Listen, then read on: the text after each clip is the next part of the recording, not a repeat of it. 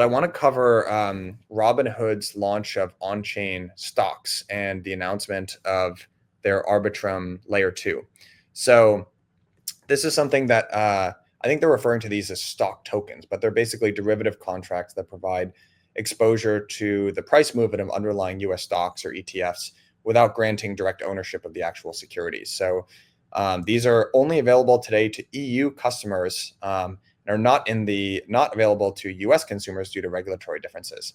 Found that actually pretty funny that the EU was more lax from a regulatory standpoint than the United States, which feels like that's not how it typically works. But basically, these are tokenized contracts which are issued by Robinhood Europe. They're recorded on a blockchain, initially Arbitrum, but there are plans to transition to Robinhood's own Layer 2 blockchain, dubbed right now Robinhood Chain.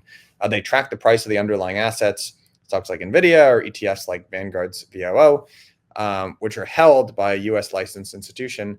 And yeah, they're derivatives. So they don't confer any shareholder rights in the same way that the underlying equity actually would, but they give you price exposure. Now, the interesting thing here is that Robinhood decided to build an L2, and it was very interesting to hear Vlad's explanation and rationale for why. And I'm paraphrasing here, but the idea is that he wanted to be the landlord, not a tenant. The idea there is they have an enormous amount of leverage in terms of the daily active users and people that are trading on Robinhood, the app. So why would they want to leak value to, I guess, a more monolithic layer like a Solana here, whereas they could just create, relatively easily their own trading environment and capture a bunch of that value for themselves. Although I do think that they're directing, I think, 10% of the fees that are going to go to Arbitrum DAO. And this is probably a similar arrangement to the 15% sequencer fees that Base is paying to the OP collective. To be fair, I have no idea if grants were a part of this. I just did an expansion discussion around this where Uma was questioning that. I honestly don't think grants are super relevant here. I think everyone plays the grant game. So even if there was some sort of grant from the Arbitrum Foundation or something like that, I think it's just par for the course, probably. I think that it is validation. I think to look at this within the context of this old debate, modular versus monolithic, I think that this is validation of Ethereum's layer 2 roadmap, or the L2, modular roadmap. I think that my framework for looking at this problem is that the world is a very big place. If we're talking about onboarding all of the trading activity and, maybe not just financial activity, but social media activity, et cetera, it's going to be very difficult to fit that on essentially one decentralized computer. So I do think it makes sense for more heterogeneous, at least execution environments. I do think that we're guilty of trying to skip to the end here. And there was a path dependence element, which Solana basically leveraged very well. And they built up a large community of engaged users and traders. And one big use case is like the meme coin trading use case. And they've been able to attract a lot of, volume and fees that way. However, I do think that Cosmos essentially got this right from the beginning. The word that they used was sovereignty. But I think what institutions are really going to want is control and leverage over economics. And so I think that the L2 construction of having a centralized sequencer is very attractive to them. I think that Solana's answer to this is application-specific sequencing, which will effectively allow institutions to, sequence in their transactions and extract the same amount of economics that they would if they were building an L2. So I think that old meme of we're all building the same thing here is actually diverging a little bit. And you've kind of got the Celestia and the Ethereum vision of the world, and the Solana, and probably Aptos and Sui have some amount of say here as well. But I think they're diverging a little bit in terms of their technical architecture. The question is this a win? Who is this a win for, mostly? I have, for a pretty long time, been a proponent that, first of all, I think it's a win for everyone involved. I think it's a win for Robinhood, Arbitrum, and Ethereum. I think that Arbitrum Robinhood benefits from being able to be a leader in tokenizing and trading tokenized assets. I also think it's really cool that they started with OpenAI and SpaceX, because that's kind of exploiting, people want to be able to trade those assets and creating a synthetic version. I don't think it matters that OpenAI came out and said, hey, we are not associated with this. Be careful of trading derivatives. I don't think anyone gives a shit, to be honest. People don't care that much. The average retail trader doesn't really care about having the governance rights associated with the shares of stock. They just really want the price exposure. So assuming that they don't mess up the derivatives contracts and there's not some depeg or something like that, I think this doesn't matter at all. And I think it's exploiting a broken market structure here where companies are staying private for longer and longer and longer. And there are going to be, maybe between SpaceX and OpenAI, trillion-dollar private companies.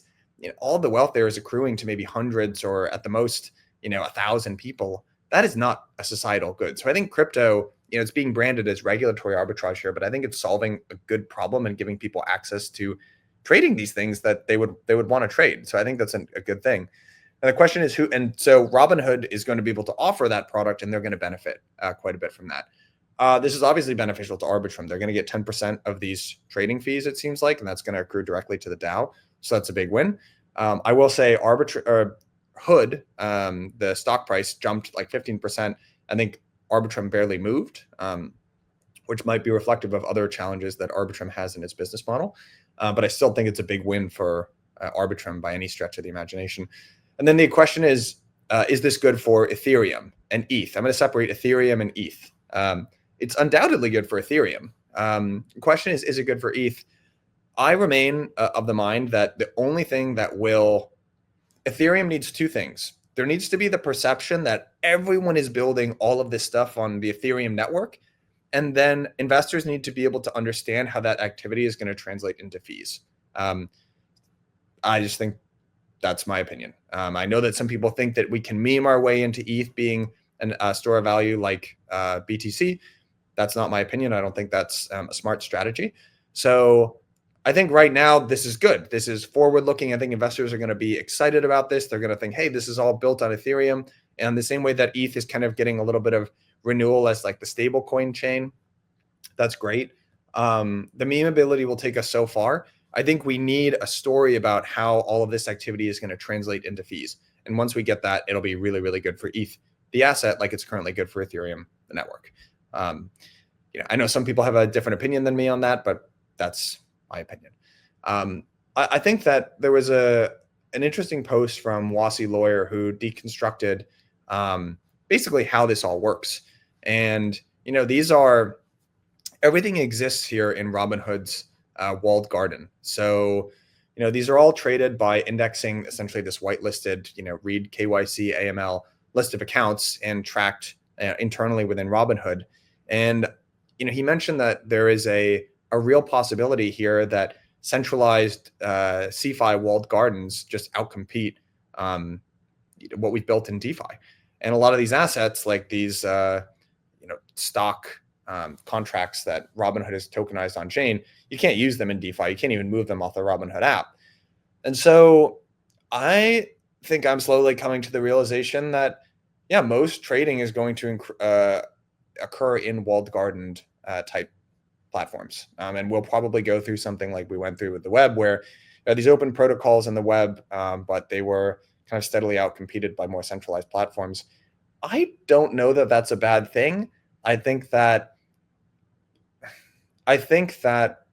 crypto is permissionless. People are supposed to use these protocols in ways that make sense for them, and the best solutions will win out. And if more people want to accept these trade-offs than not, then who am I to say that that's bad or good? But I do think I'm going to give myself a little self-call here. I did a list of predictions back in the end of last year, and I said that Robinhood was going to be, along with Coinbase, one of the most important US crypto exchanges. And I think that Robinhood is only going to get more and more important within the crypto industry.